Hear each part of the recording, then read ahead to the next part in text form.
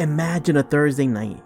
You're on your way to an important networking dinner event with many business owners, because by attending this event, it will help you in your career and build new relationships for the business.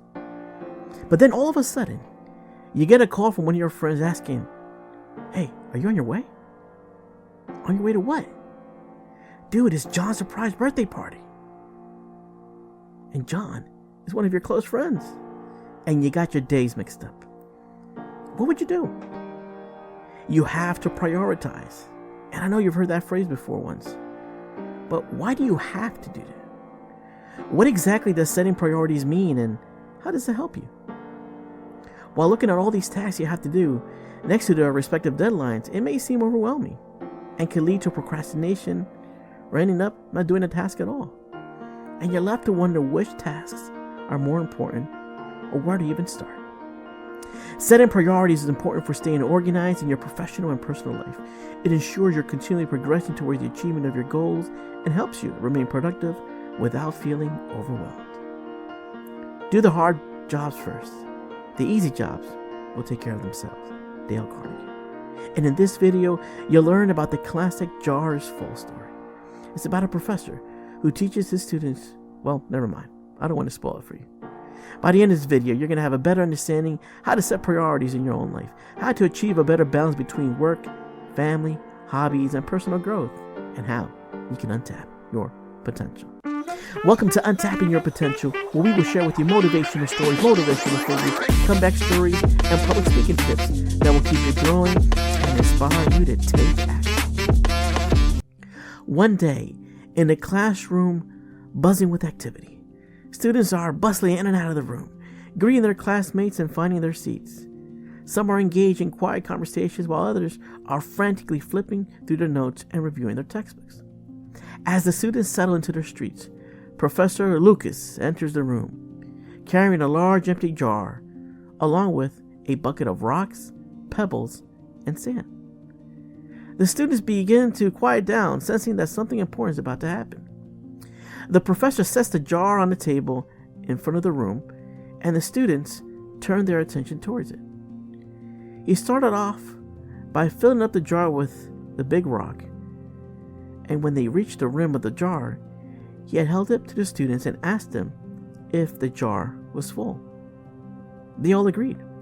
There was no more room to put the rocks in. It was full. "Is it full?" he asked. He then picked up the bag of small pebbles and poured them in a jar.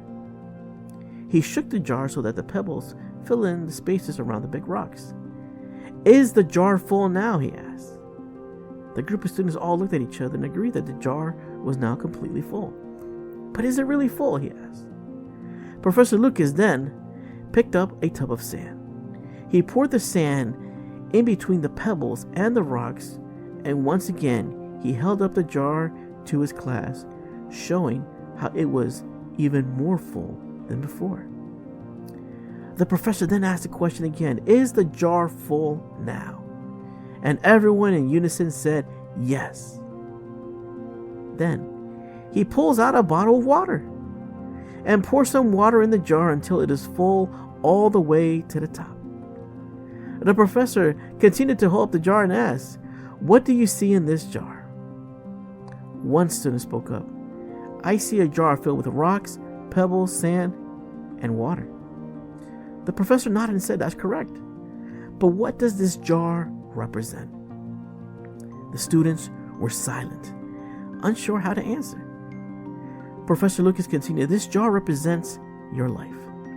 The rocks represent the most important things in your life, such as your family, your health, and your relationships. The pebbles represent the things that matter, but that you could live without, such as your job, your hobbies, and your friendships. And the sand represents the small, insignificant things that can take up your time, energy, if you let them, such as watching TV or scrolling through social media." He paused, allowing the students to contemplate his words. Then he continued, "If you were to fill this jar with sand first, and then the pebbles, and then the rocks, you would never fit everything in. But if you put the rocks in first, then the pebbles, and then the sand, everything would fit perfectly. He finally puts down the jar and says, so remember, focus on the most important things in your life first. Don't let the small, insignificant things take up your time and energy. Prioritize your time and energy on the things that truly matter, and you'll find that everything falls into place.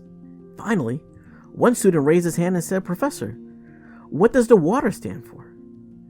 The professor smiled and said, no matter how busy you are in your life, there's always room to do more.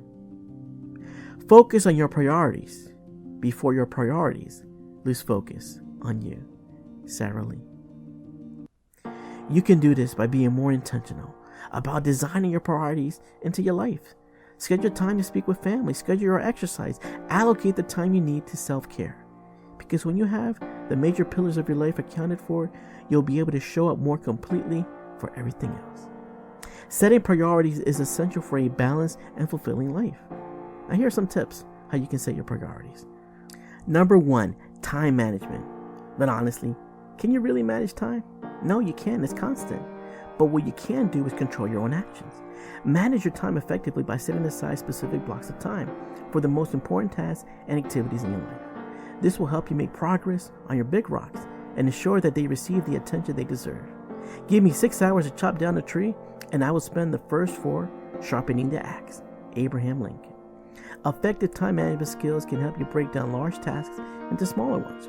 Prioritize your workload and ensure that you complete your work on time. 2, set priorities first. If it's a priority, you will find a way. If it isn't, you'll find an excuse. Jim Rohn. Always start with your big rocks, the most important things in your life.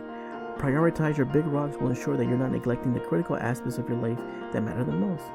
Now let's say that one of your big rocks is spending quality time with your family. You value your family deeply, and you want to make sure that you're dedicating enough time and attention to them. However, you also have a demanding job that requires a lot of your time and energy. You find yourself working long hours and bringing work home with you, leaving little time for anything else. To prioritize your family, you might start by setting boundaries around your work schedule. You might speak to your boss about your desire to have a better work-life balance, or you might even look for ways to delegate tasks or streamline your workflow. Remember, it's about finding a balance that works for you and making sure that you're giving each aspect of your life the attention it deserves. 3, strive for balance.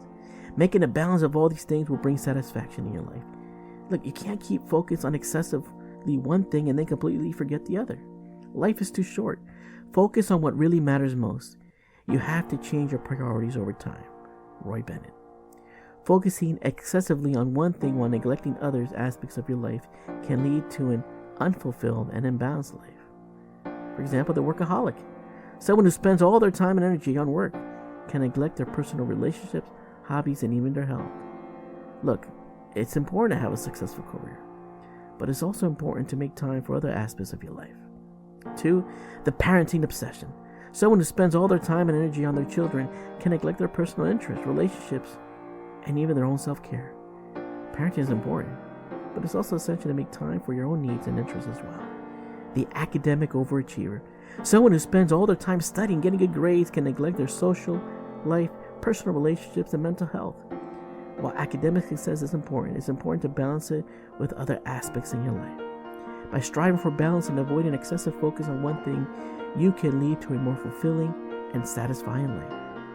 And don't forget, there's one item you have to put on your list. You ready? The most important thing you can do when setting priorities is to prioritize yourself. Look, it's easy to fall into a trap of thinking that putting yourself first is selfish.